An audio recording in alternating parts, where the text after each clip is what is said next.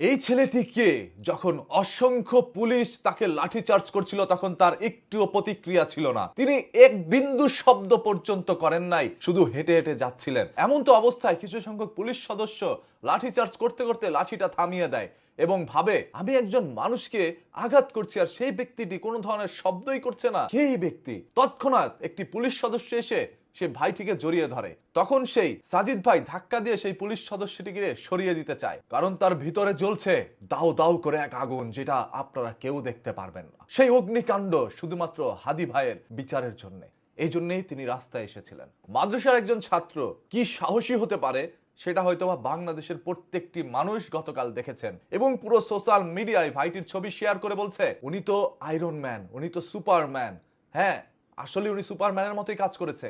এতগুলো পুলিশ যখন একজন মানুষের উপরে লাঠিচার্জ করে তখন তো সে ভয় এমনিতেই ধরে দিতে নাই, তবে তার মনের মধ্যে বিন্দু পরিমাণ ভয় ছিল না। সে রাস্তা দিয়ে ধীরে ধীরে হেঁটে যাচ্ছিলেন, আঘাতের যন্ত্রণা শরীরের মধ্যে নিচ্ছিলেন।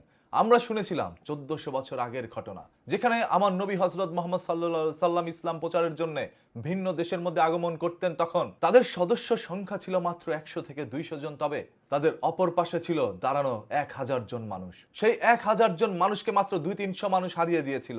তখন আমরা এগুলো শুনেছিলাম, তবে বাস্তবে তার কিচ্ছু পরিমাণ, বিন্দু পরিমাণ একটি রূপ হয়তোবা আমরা গতকাল দেখলাম। এই পৃথিবীর কাউকে আমি ভয় পাই না, শুধুমাত্র আল্লাহ তাআলাকে ভয় পাই, যেটার বাস্তব প্রমাণ এই সাজিদ ভাই দিয়েছে। আরেকটি জিনিস সবাই মনে রাখবেন, আপনার প্রতিপক্ষ যখন নীরব থাকে তখন সেটা ভয়ঙ্কর প্রতিশোধ নিয়ে আসে। এটা ভয়ঙ্কর একটি রূপ নিতে পারে। আপনার প্রতিপক্ষ আজ চুপ করে লাঠির আঘাত সহ্য করে নিয়েছে। তারা বিন্দু পরিমাণ কোনো কথা বলে নাই, তবে কথা একদিন তারা বলবে। সেদিন আপনারা বলার সুযোগ পাবেন না। এমন কোনো কাজ করবেন না যাতে করে মানুষ আপনাদের শত্রু হয়ে যায়। বাংলাদেশ পুলিশ যদি ক্ষমতা না থাকে তাহলে দেশ নিয়ন্ত্রণ করতে তারা পারবে না। অবশ্যই তাদের শক্তি ক্ষমতার দরকার, তবে এই বলে আইনের মাঝে অন্যায় যেন আমরা না দেখি।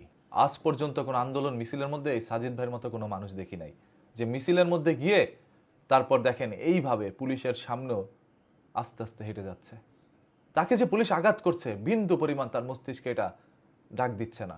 তার মনে একটাই, আমি এখানে কেন আসছি, হাদি ভাইয়ের বিচারের জন্য, এবং সেটা যতক্ষণ মানা না হবে ততক্ষণ আমি এখানে থাকবো, প্রয়োজনে জীবন দিব। এরাই এই দেশের পরবর্তী ভবিষ্যৎ ভাই। এরকম সাহসী সন্তান এই দেশের জন্য দরকার। এদেরকে বলি দিয়েন না। এদেরকে বলি দিলে একসময় আফসোস করবেন, যেরকম ভাবে ওসমান হাদির জন্য এখন অনেকে আফসোস করছে। তারপরে শোনা যায় কিছু পুলিশ সদস্যের মুখে, আয় ওসমান হাদির লাশ নিয়ে যা। এর চাইতে ঘৃণিত কথা, এর চাইতে উপহাস আর কি হইতে পারে?